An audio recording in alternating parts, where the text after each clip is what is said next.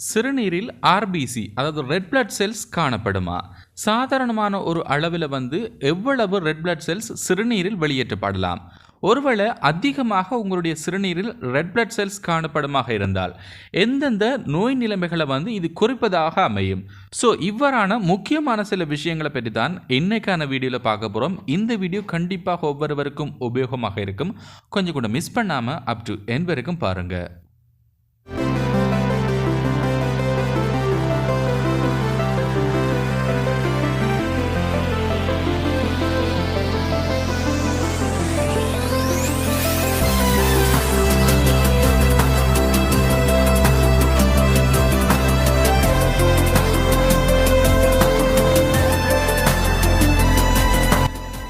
Hello friends, வணக்கம். இது நம்மளோட ஸ்டார் லேபரட்டரி.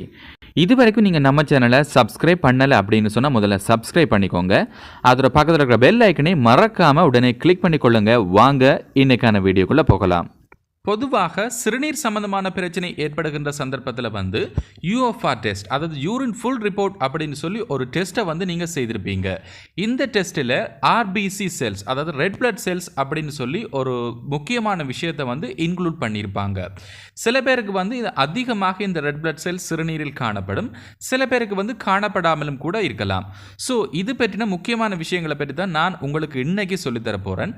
பொதுவாக ஆரோக்கியமான நபர் ஒருவரை நாம் எடுத்துக்கொள்ளுமாக இருந்தால் இவருடைய சிறுநீரில் பார்த்தீங்கன்னு சொன்னால் எந்த ஒரு ரெட் பிளட் செல்ஸும் காணப்படுவது கிடையாது.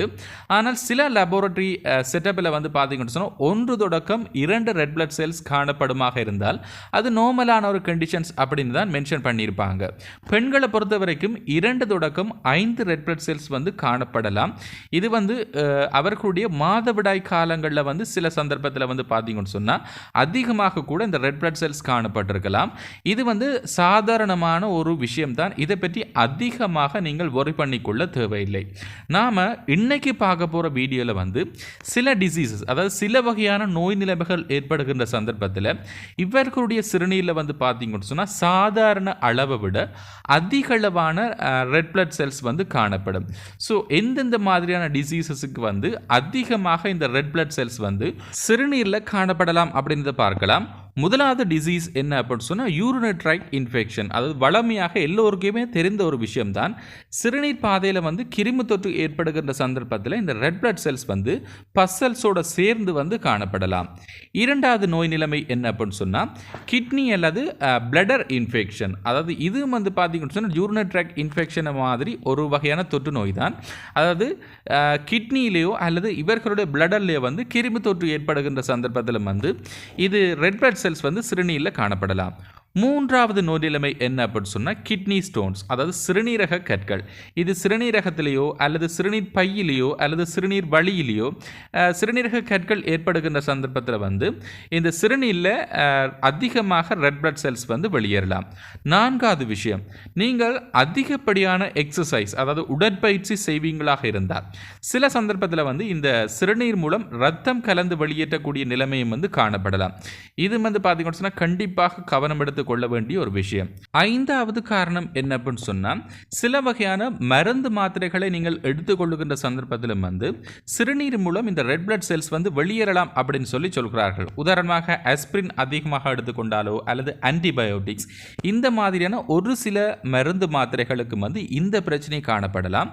தென் ஆறாவது நோய் நிலைமை என்ன அப்படின்னு சொன்னால் சிக்கல் செல் டிசீஸ், அதாவது செங்குளியத்தில் ஏற்படக்கூடிய ஒரு விதமான பரம்பரை ரீதியான நோய் தாக்கத்தின் போது கூட இந்த மாதிரியான பிரச்சனைகள் எழலாம்.